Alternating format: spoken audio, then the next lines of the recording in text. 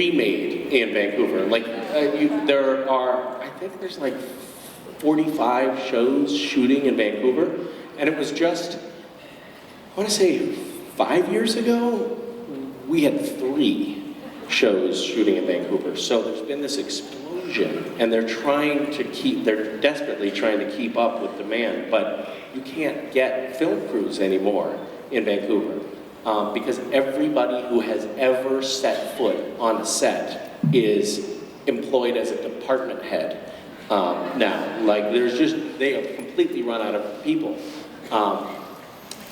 There was a point when we had somebody on working as the onset, because our regular onset carpenter was out. I think I don't know if he was on vacation or what, or sick or something, but somebody had to fill in for him. And we had a guy who had never been on a set before, working as the onset carpenter, and I started talking to him and discovered he was also not a carpenter. I mean, it's really kind of incredible. So if you're looking for employment opportunities, duly noted. Thank you. And there are studios that are being used now in Vancouver. So studio space is also completely scarce. So they are like using old decommissioned peanut factories as film studios and stuff like that. Well, they call it Hollywood North for a reason. That's true. It's because it's north of Hollywood. Yes. Thank you. Hi. Hi. So you are very passionate about your work, your art, your causes, the world. So what do you do to take care of yourself so that you can continue to give so much of yourself to others? Well, thank you for saying that. I don't feel like I give a disproportionate amount of myself to others. I am trying to do a little bit less. I think I got a little bit overworked recently, but I'm trying to spend more time with my kids, and that's good. I like that. They have fun. We make messes.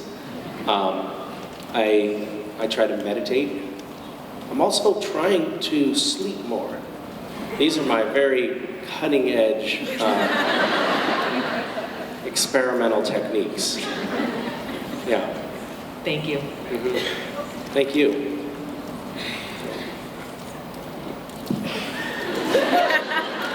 Hi. Good evening. Good evening. So, being quote-unquote supreme overlord, we appreciate you using your powers for good. Is there anything that you wish you could do that you aren't currently doing? This just causes me to reflect a little bit. With the things that you offhandedly say on Twitter can have real lasting implications. It's something that I think I certainly have learned valuable lessons about. I hope that our leaders also learn something about that.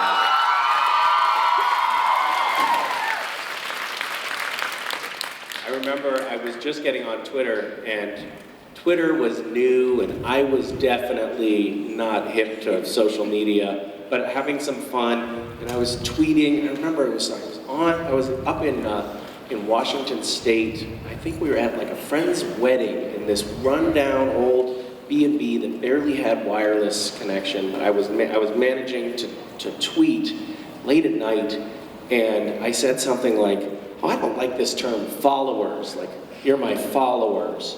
I'll call you something more fitting, like minions." And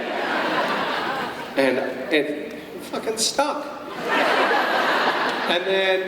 And then somebody said something, "Oh, well, what should we call you?" And I said something to the effect of, "You can call me, the babysitter or supreme overlord."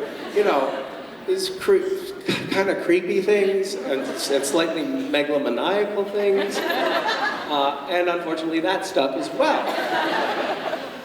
So it's a cautionary tale more than anything. But you had a question, which I didn't address, and now I've completely forgotten.